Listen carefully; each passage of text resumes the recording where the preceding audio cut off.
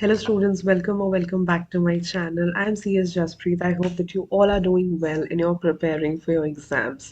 हमारे जो CS के एग्जाम्स हैं as today is 31st of March, exactly 60 days जो है वो रह गए हैं.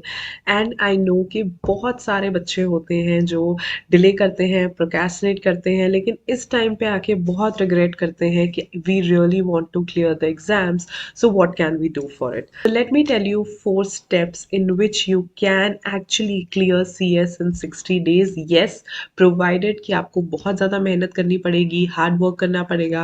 It's not magic. You will have to, work towards it. But yes, अगर आप अभी भी शुरू करके अपने CS के जून के एग्जाम्स क्लियर करना चाहते हो, so do watch the video till the end and follow these steps with 100% dedications and you will surely pass. But before that, please feel free to check the content I create and subscribe to my channel if you have not done it yet. अब 60 days का timeline देखते ही all the students are very scared. Can we do it? Can we not do it? You can do it, but you just have to plan a little bit. Let's start. 60 days are very less.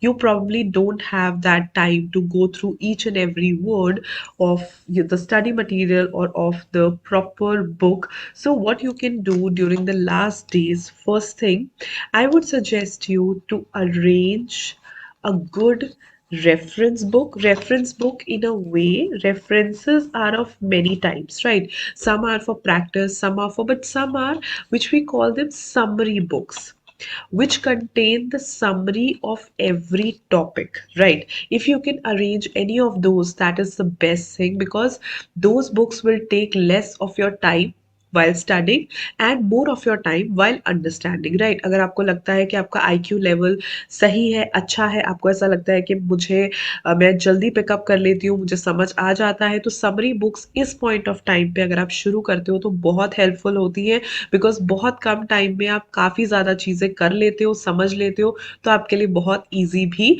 हो जाता है, right? या फिर इसका एक alternative और हो सकता है, दैट इज शॉर्ट नोट्स. अब जैसे आपके सीनियर्स होते हैं या इवन आपके फ्रेंड्स होते हैं जिनके पास शॉर्ट नोट्स होते हैं, आप उनसे पूछ सकते हो, राइट? आप उनसे बोरो कर सकते हो short notes, that I also want the same, ताकि आपका टाइम बच जाए. The whole scenario behind this tip is कि ये जो 60 डेज हैं उन्हें हम मैक्सिमम टू मैक्सिमम यूटिलाइज करें. तो उसके लिए अगर एक अच्छी समरी बुक या अच्छे शॉर्ट नोट्स मिल जाए तो क्या ही बात है. और ऑल्टरनेटिव इसका हो सकता है चार्ट्स, फ्लो चार्ट्स, डायग्राम्स. काफ़ी सारे टीचर्स ऐसे चार्ट्स, डायग्राम्स वगैरह कभी कभी ऑनलाइन फ्री में प्रोवाइड भी कर देते हैं, तो आप वो सारी चीज़ें भी देख सकते हो. But again you can look out for reference books of charts और सो, वहाँ से भी आपको हेल्प मिल जाएगी. बिकॉज ये जो चीज़ें हैं ना, summary book, short notes, charts, ये क्या करती है, ये 2-3 पेज का मटेरियल को समराइज करके एक पेज में कर देती है. तो आप ये सोचो कि आपका कितना टाइम बचेगा. तो अगर आप अभी से शुरू कर रहे हो तो the first step you should take is arrange a good summary book, short note, or chart. Second step I would suggest is do amendments side by side. अगर आपके नोट्स में अमेंडमेंट्स हैं तो बहुत अच्छी बात है, लेकिन अगर नहीं है तो ऑनलाइन ICSI की वेबसाइट पे आपको सप्लीमेंट्स नाम का फ़ोल्डर मिल जाएगा. इनफैक्ट अब तो सप्लीमेंट्स पे भी जाने की ज़रूरत नहीं है. जब आप ICSI की वेबसाइट पे स्टडी मटेरियल में जाओगे तो स्टडी मटेरियल के नीचे ही सबके साथ उन्होंने सप्लीमेंट्स प्रोवाइड कर दिए हैं, वहाँ जाके आप चेक कर सकते हो. बिकॉज अमेंडमेंट्स एक ऐसा टॉपिक है जिसमें से काफ़ी क्वेश्चंस आने की एक्सपेक्टेशंस ऑलरेडी होती है. So the best thing is you do it side by side, right? जैसे जैसे आप चैप्टर्स करते हो, जैसे जैसे आप टॉपिक्स करते हो, वैसे वैसे ही अमेंडमेंट्स करते रहो, ताकि आपका टाइम सेव होगा और आपके पास होने के चांसेस तो डेफिनेटली बढ़ेंगे ही बढ़ेंगे, बिकॉज अमेंडमेंट्स में से क्वेश्चन आते ही आते हैं 100%. So do the amendments very carefully और सारी अमेंडमेंट्स करो, कोई भी अमेंडमेंट मत छोड़ो. जैसे ही चैप्टर कंप्लीट किया, साथ के साथ उसके अमेंडमेंट को एक बार रेफर कर लो. Moving to the third point, I would suggest that do all the illustrations of study material.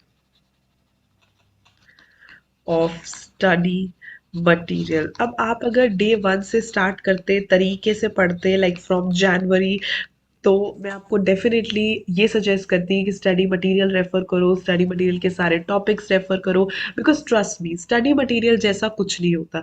लेकिन क्योंकि अभी दिन कम है और मैंने आपको बोल दिया कि आप चार्ट्स कर लो, समरी नोट्स कर लो, तो आप एटलीस्ट मैं ये बोलूंगी कि इलस्ट्रेशन स्टडी मटेरियल की जरूर करके जाना। आई नो स्टडी मटेरियल सबके पास होता है, बाई चांस आपका स्टडी मटेरियल ज़्यादा पुराना है तो ऑनलाइन आपको स्टडी मटेरियल मिल जाता है, उसमें से आप इलस्ट्रेशंस फाइंड आउट कर लो और उन्हें ज़रूर करके जाओ। कई बार सिमिलर इलस्ट्रेशंस आ जाती हैं, same illustrations as in same concepts आ जाते हैं, तो आपके पास होने के चांसेस काफ़ी बढ़ जाते हैं, राइट। लास्ट 60 डेज में मैं आपको ये तो नहीं सजेस्ट करूंगी कि आप सारा स्टडी मटेरियल कर लो, लेकिन हाँ मैं ये ज़रूर बोलूंगी कि इलस्ट्रेशंस आप ज़रूर करके जाओ। यू वुड अंडरस्टैंड कि किस टाइप के क्वेश्चंस पूछे जा सकते हैं, कैसे हमें आंसर करना है। तो इलस्ट्रेशन स्टडी मटेरियल की बहुत ज़्यादा यू विल अंडरस्टैंड कि किस टाइप के क्वेश्चंस पूछे जा सकते हैं, उन्हें हमें कैसे आंसर करना है, और जो टॉपिक है वो ट्विस्ट होके क्वेश्चन फॉर्म में कैसे पूछा जा सकता है, ये भी आपको ज़रूर पता चलेगा। नाउ ऑफ कोर्स इलस्ट्रेशंस आप जितनी भी कर लो, लेकिन एक बड़ी इंपॉर्टेंट चीज़ है जो करनी बहुत ज़्यादा ज़रूरी है, which is check the past year question papers chapter wise। कोशिश करो कि जैसे जैसे चैप्टर्स खत्म करते हो वैसे वैसे पास्ट ईयर क्वेश्चन पेपर्स को रेफर करो। जितना आप पास्ट ईयर क्वेश्चन पेपर्स को रेफर करोगे, बिकॉज पढ़ना is one thing but attempting and question solve करना इज अनदर थिंग।